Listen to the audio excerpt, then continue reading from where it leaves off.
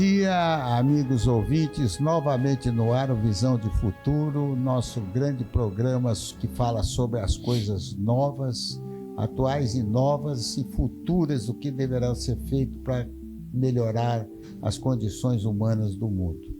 E uma das condições humanas que a gente tem para melhorar o mundo, que está surgindo agora, uma ciência que está em um desenvolvimento tão grande, que você faz uma coisa, 6 meses depois já está obsoleta, faz outra coisa, 6 meses depois está obsoleta. Então nós trouxemos um rapaz que está exatamente nessa fase, vendo essa coisa. Essa coisa chama-se drones. O drone tem revolucionado o mundo.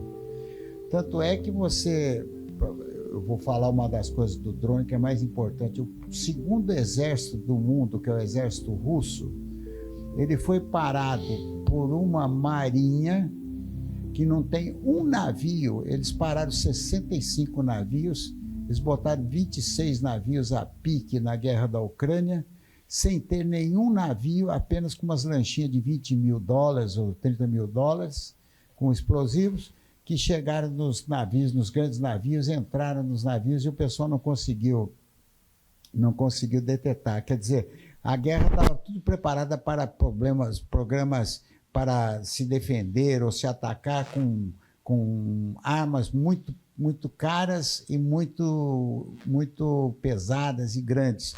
E esqueceram que o drone é pequenininho, é leve e é barato. Então, isso daí está dando uma influência na guerra, mudou totalmente a guerra, tanto é que hoje a Ucrânia, que era um paísinho simples, hoje é tem o melhor exército do mundo em questão de tecnologia, porque dominou a área dos drones e todo mundo vai lá aprender. Se umas forças armadas, se não tem brasileiro lá aprendendo um pouco de drone, ele está perdendo a estrada da vida. E eu trouxe aqui o Paulo Pinheiro. Paulo Pinheiro, quem é você, Paulo Pinheiro? Fala para nós. Boa tarde. Eu sou piloto de helicóptero, venho da aviação, né? E na época da pandemia, eu fiz uma pausa, nós todos, né, fizemos uma pausa e pivotei um pouco minha atuação para a área de drones. E até então nós estamos desenvolvendo um helicóptero autônomo. Chamado de Vante, porque é um veículo aéreo não tripulado. Isso, exatamente. Só que é um pouco diferente dos drones comuns. Ele é movido a um motor a combustão e é de grande porte. O peso dele é de 300 quilos. Então ele difere um pouquinho aí do que a gente chama de drone, né, que é popularmente conhecido. Mas, no resumo, no fundo é um drone maiorzão. É um drone grandão, né? Agora, o que ele está falando é o seguinte: o drone o que é a palavra drone? Drone é o zangão, que nós chamamos aqui, se chama zangão da abelha. O zangão da abelha, ele sai para copular com a abelha rainha e ele tem uma cópula e depois morre. Então é um negócio que é feito para fazer uma determinada coisa e morrer. Específico. Na realidade, o pessoal hoje chama drone porque foi feito inicialmente para isso daí, mas hoje em dia o drone ele consegue sobreviver em muitos casos. Na maioria, né? Na maioria dos casos. E outra coisa é o seguinte: o drone, ele hoje, o drone normal, até 150 metros de altura, ele pode funcionar normalmente sobre pequenas regras de voo. Exato. Mas acima de 150 metros, ele tem que seguir normas aeronáuticas. Aeronáuticas, exatamente. Ele tem que pedir uma permissão na ANAC, um plano de voo específico para aquela utilização dele pontual naquele momento. Vocês vão ver aí na montagem nossa depois esse drone que o Paulo está fazendo. Como é que é o nome dele? Tem nome? Ele tem nome. Mas assim, é um nome que a gente dá, porém ele vai ter um prefixo de aeronave, né? O nome dele é Atlas, mas na certificação vai ser é designado um prefixo como se fosse um avião regular. Aviãozinho regular, como se fosse um helicóptero. Exato, de verdade, que voa normalmente por aí.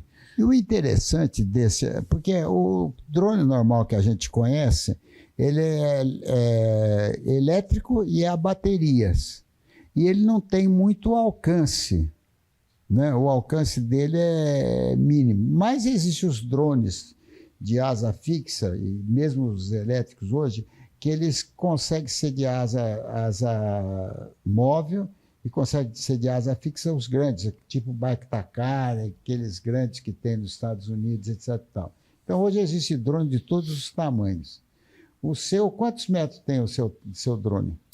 O meu, a gente mensura helicóptero pelo diâmetro do rotor principal, que são as pás dele. Então, ele tem 6 metros de diâmetro de rotor. Para a gente que conhece, né, tá na aviação, o Robson 22 tem 7,5 metros de rotor principal. Então, ele fica um pouquinho abaixo, é um pouquinho menor do que um Robson 22. O interessante é que o drone dele tanto pode ser autônomo como pode uma pessoa dirigir. Exatamente. Se a pessoa estiver dirigindo, não pode levar carga para fazer o serviço.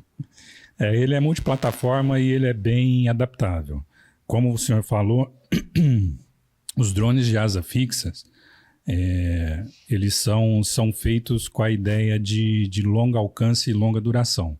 Porém, eles são híbridos. Você tem o uso da bateria, às vezes para decolar vertical, enfim. E um motor a combustão que vai fazer o deslocamento horizontal para ele ter esse gap um pouco maior de endurance.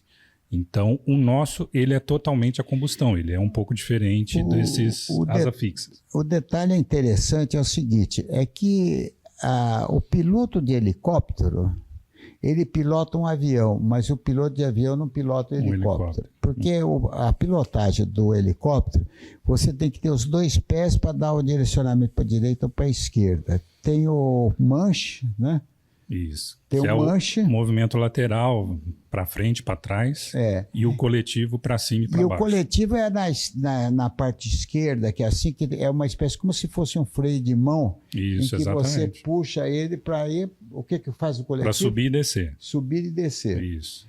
E agora tem o seguinte, tem uns helicópteros que não são automáticos, que você, além disso daí, você ainda faz um movimento circular no pulso, assim, para manter a rotação do motor. Isso, ajuste de RPM do motor. Você tem uma faixa para manter essa RPM. Tem uns que são normais. São totalmente manual. Você tem que controlar isso tudo ao mesmo tempo. Então eu vou falar para vocês aqui com imenso fracasso que eu posso dizer para você, que eu tentei pilotar um helicóptero num simulador. Eu derrubei 3 helicópteros em 15 minutos. E você quando derrubou pouco. Você quando... Viu, o Alex está dando risada lá, mas é verdade, Alex. O negócio é o seguinte, quando você está num avião, você sofre um desastre de avião, o avião vai e entra por cima e acabou o negócio, você não viu, morreu, acabou, viveu, acabou ali e tal. O helicóptero, maldito helicóptero, não é assim. O helicóptero, em geral, ele arrebenta o coletivo lá atrás, que é que mantém ele na reta e andando. Isso. Então ele começa a virar assim, e você vira junto, você fica tonto. E eu, às 3 horas da manhã, eu entrei às 3 horas, saí às 3h30 do simulador. Era para ficar umas 2 horas, 3 horas, porque o camarada falou, você fica quanto você quiser. Eu derrubei 3 coisas, saí mareado às 3 horas da tarde.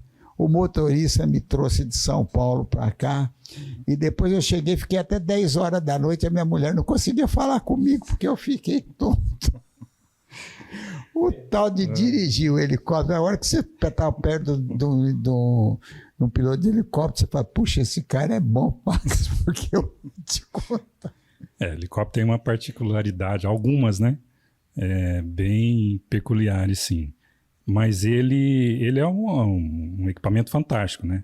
Diferente do avião, por exemplo, o avião tem uma pane de motor, ele consegue permanecer voando, mas ainda em deslocamento. Né? Você vai tocar o chão ainda com uma certa velocidade.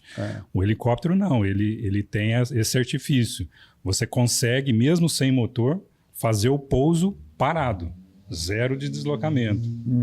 Então, assim, tem uma dificuldade maior, sim, mas é um equipamento impressionante. Como é que você contornou esse problema de bateria que o seu drone pode ficar 2 horas e meia no ar?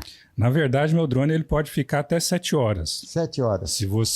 A gente tem um tanque auxiliar que você pode trocar ele e colocar qualquer coisa. Então, a gente pode colocar... Sim, a gente pode colocar combustível ao invés do peso, né? Qualquer coisa lá de 150 quilos, você põe combustível e fica o dia inteiro voando, né? E ele é totalmente a combustão. O motor dele tem um gerador que fornece a energia para a parte eletrônica. Então, enquanto tiver funcionando o motor, ele vai estar energizado. Qual é a marca do motor? O motor é um Rotax 582. Rotax. Motor de aviação de 64 HP. Segundo me consta, é uma divisão da Volkswagen que faz esse motor. Me falaram isso daí, eu não sei se é verdade. Mas não, o motor Rotax... Ele é austríaco. Isso, exatamente. Mas diz que é uma divisão da Volkswagen no fundo capital. Diz que, eu não sei se é verdade. Para você pesquisar, se você quiser ter interesse, pesquisa aí. Pesquisa aí, porque a informação que eu tenho é a Bombardier que produz esse motor. Produz motor. Exatamente. Muito bem. E o que mais que você pode dizer do seu... O nosso equipamento, ele inicialmente teve a proposta de trabalhar no agronegócio. Então, ele é um pulverizador. Pulverizador. Então, a gente trabalha com ele inicialmente pulverizando lavouras. Mas ele é uma multiplataforma e ele é bem adaptável. Então, você pode levar um ferramental, você pode aplicar sólidos como fertilizantes sólidos, né? Você pode usar ele para várias utilidades. No âmbito militar, você pode utilizar ele como vigilância de fronteira, resgate de feridos, resgate de isolados. Às vezes você tem uma enchente, alguma coisa, você pode utilizar esse tipo de equipamento para esse trabalho. Então, a gente está em expansão. Várias utilidades ainda estão aparecendo e a gente está adaptando ainda ao comércio. O que esse produto pode... Você está em que fase que você está? Você está na fase que você já tem o produto voando? Exatamente. A gente tem o equipamento em fase de voo, né? Primeira fase de teste de voo. Quem financiou? Nós aprovamos um PIP2 da FAPESP. E foi fácil ou foi difícil? Olha, não é fácil, é bem difícil. E assim, a FAPESP ela financia coisas ligadas à inovação e tecnologia. Então, por um lado, teve essa facilidade porque não existe esse equipamento aqui na América Latina, principalmente desenvolvido aqui no Brasil, no local. A gente tem poucos itens importados e o resto é tudo fabricado aqui dentro. Por outro lado, essa aceitação pela FAPESP, ela envolve muitos requisitos. E algum deles também são parcerias. Eu tenho parceria com o ITA. Então, são engenheiros do ITA envolvidos. Então, tem uma série de particularidades aí que torna uma aprovação um pouco complicada. Não é tão fácil assim. E agora você está na fase, então, de certificar.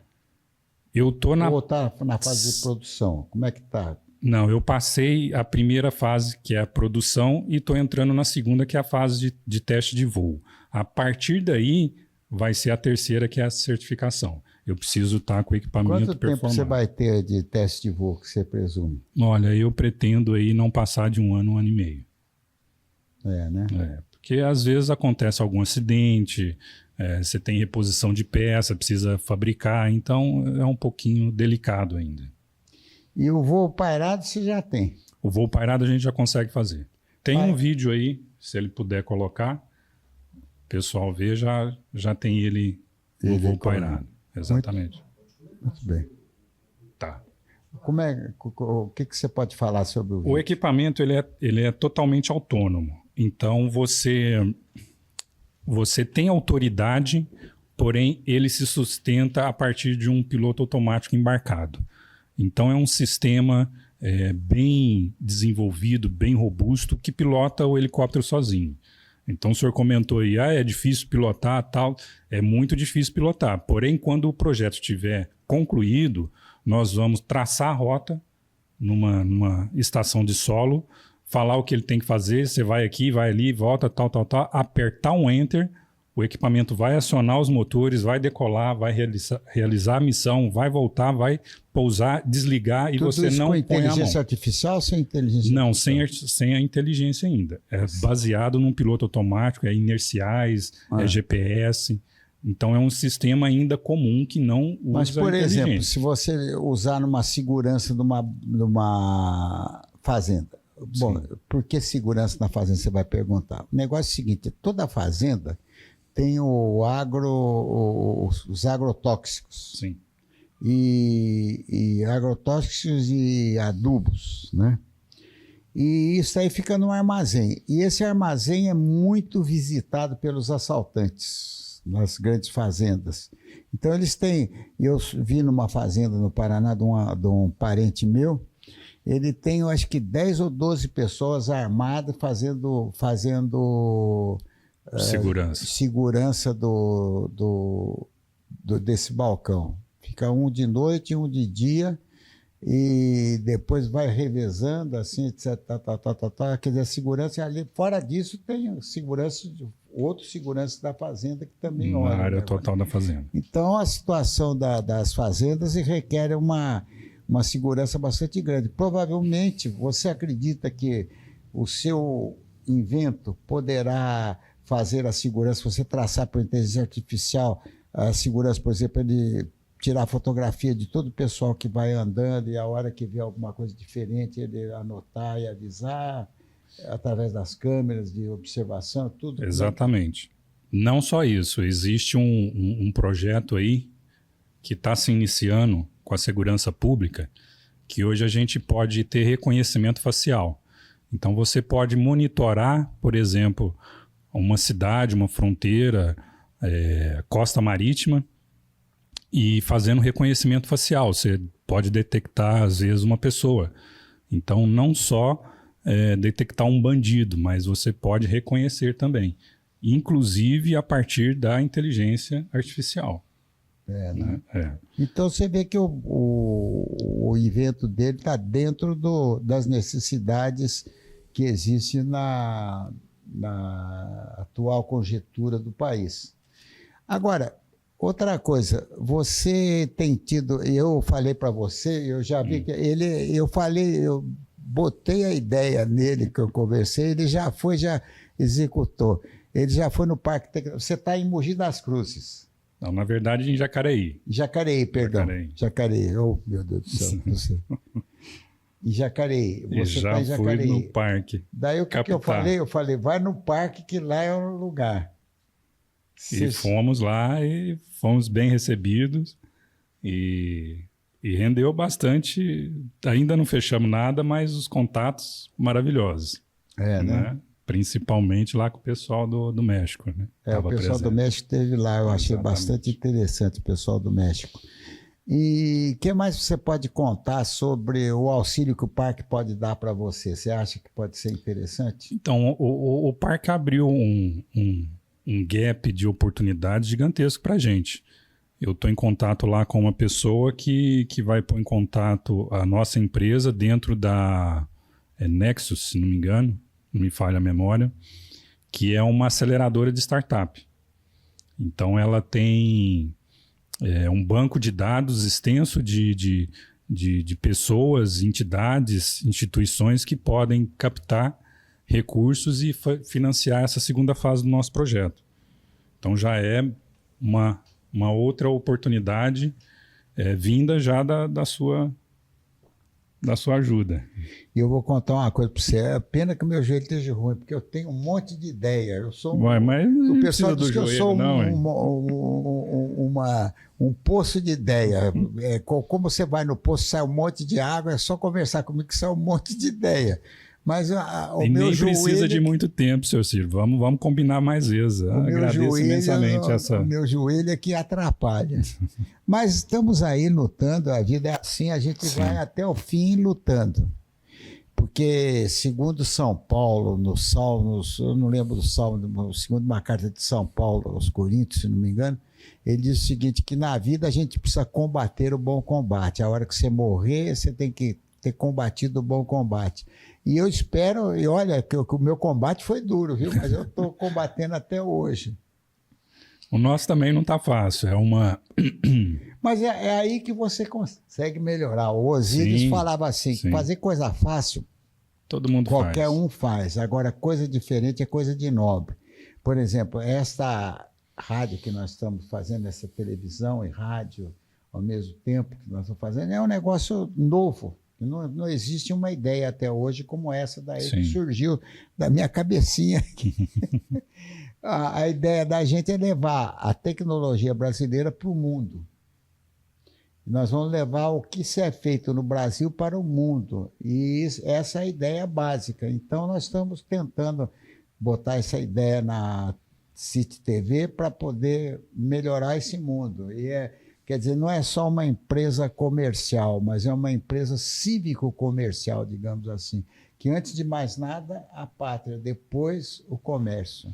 Eu acho uma iniciativa grandiosa mesmo, porque o Brasil ele tem um potencial, uma capacidade gigante, principalmente dos seus engenheiros.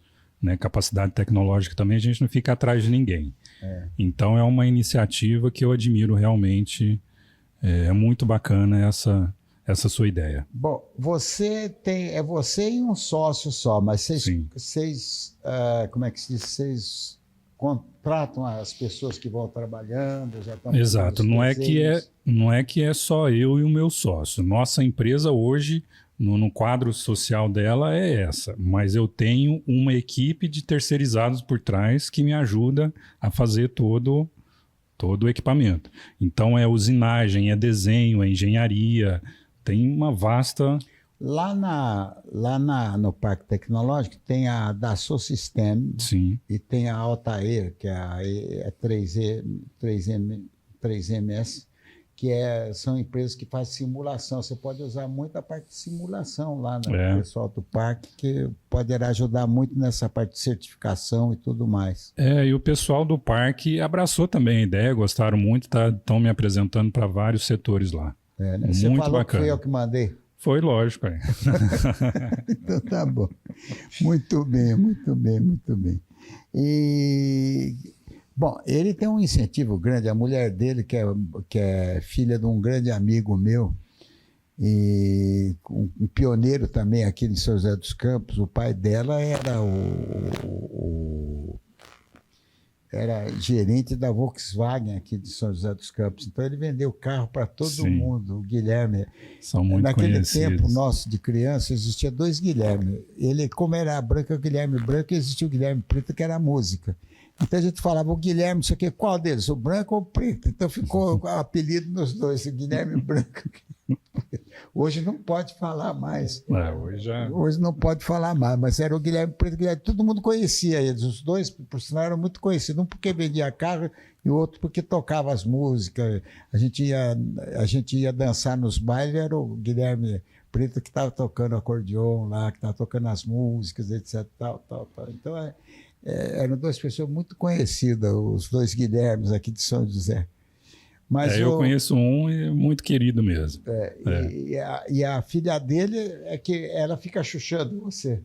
Então, na verdade, a Lu é uma amiga, né? E assim, ela é muito conhecida e muito dinâmica, ela né? Xuxa, então, Xuxa, ela vai para tal lugar. Vai, faz, e eu conheço, e vai ali e faz. Então, é muito interessante isso daí, você vê como é que o mundo funciona. Através de conversar com um, com o outro, não sei o que, eu vi o programa dele, eu acho que tem muito sucesso, muita probabilidade de sucesso, eu tenho essa possibilidade de ver quando existe um projeto com possibilidade de sucesso, e eu acho que ele deve ir para frente nesse negócio. Então, nós estamos nessa etapa. O que você pretende fazer mais? Conta para nós. Então, agora eu estou na fase que eu estou captando investidores para a segunda fase. A partir dessa segunda fase concluída, aí a gente entra na fase de produção em escala do equipamento. Por duas razões. Primeiro, para uso, né, prestação de serviço, e para a expansão do nosso negócio. Então, aí o futuro a Deus pertence. Mas esse é o nosso ponto crucial no momento. É captar um recurso para a gente conseguir fazer desse equipamento um produto comercial. E depois desse produto, vamos supor que dê certo tudo isso. Não, vai dar certo, né? Depois disso daí, você quer fazer o que mais? Depois eu quero descansar, ir para Cancún, não sei, alguma coisa assim. Não, eu quero saber, você quer fazer o Atlas 2, o Atlas 3, sim, o Atlas 4? Aí vai ter a evolução deles. Qual é a sua ideia? Fazer maior ou menor? Fazer sem ser asa rotativa, de asa fixa? Qual é que é a sua visão de futuro? Para o momento, a gente pretende apenas dobrar o tamanho do equipamento. Porém, a gente tem uma perspectiva, como eu falei, que vai acontecer de ser demandado, às vezes, coisas que a gente nem tem conhecimento. Então, nós vamos desenvolver em cima da demanda, né? Hoje, a proposta é iniciar com esse equipamento de médio porte e chegar até de grande porte de asa rotativa. Bom, você está nessa fase, né? Do projeto aeronáutico, tem a fase da ideia, Isso. a fase do pré-projeto, do projeto e fazer os protótipos. Você está com os protótipos, sendo feitos os protótipos. Exato. E agora está vendo a parte de viabilidade de voo do projeto, do protótipo. Do equipamento, exatamente. Assim que der, daí você vai passar 4 fases diferentes, que é a parte de planejamento de produção, juntamente com o planejamento de ferramental para produção e juntamente Exatamente. com a certificação. Com a certificação São do equipamento. 4 coisas que tem que andar ao mesmo tempo. Isso. Depois é a produção seriada para a comercialização do equipamento. Comercialização. E você, a respeito de piloto disso daí que você está fazendo, disso daí que eu falei, você fala, puxa vida, ele ainda brincadeira disso. É perfeitamente entendido. Seu Ciro, esse é o nosso grande gargalo. O equipamento em si é um desafio, mas hoje a gente não tem profissional habilitado ou com essa desenvoltura para operar esse equipamento. Eu faço essa parte porque eu venho da aviação, né? Eu sou piloto de helicóptero, já tenho um certo tempo. Tenho essa dinâmica, tenho esse conhecimento, já fui engenheiro, já trabalhei em muitas áreas, sei muito sobre esse assunto. Mas hoje o que a gente tem no mercado são esses drones elétricos, né? Exato. Esses drones elétricos, apesar de ser bem parecido, a complexidade dele não é tão exigida, né? Você vê um drone elétrico próximo do nosso é um salto grande. Então, o que o mercado disponibiliza hoje para a gente são esses profissionais de drones elétricos, né? Que não são suficientes. Por quê? Porque esse drone, por mais que ele seja autônomo, se acontecer algum imprevisto, o operador tem que saber pilotar ele manualmente. Então, ele precisa, às vezes, de uma habilidade de um piloto de helicóptero real.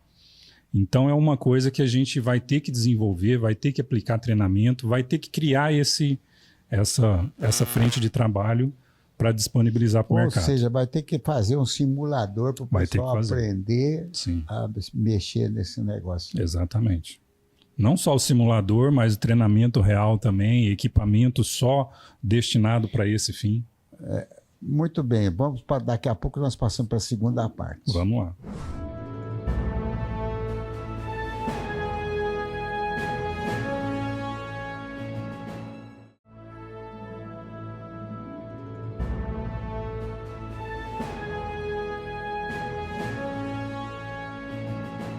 Estamos voltando à segunda fase do nosso programa E eu acho que nesse ponto, viu, Paulo, nós deveríamos trazer à baila financiamentos da Sicob, da Sicredi, dessas empresas, desses cooperativas agrícolas, que vai ser muito interessante para eles ter um produto desse naipe e que eles pudessem participar, não só de financiar as vendas no futuro, mas participar também em cooperativas junto, todas elas junto, para acertar esse tipo de invento, que é um invento interessante e que eu acho que tem poucos iguais no mundo, né?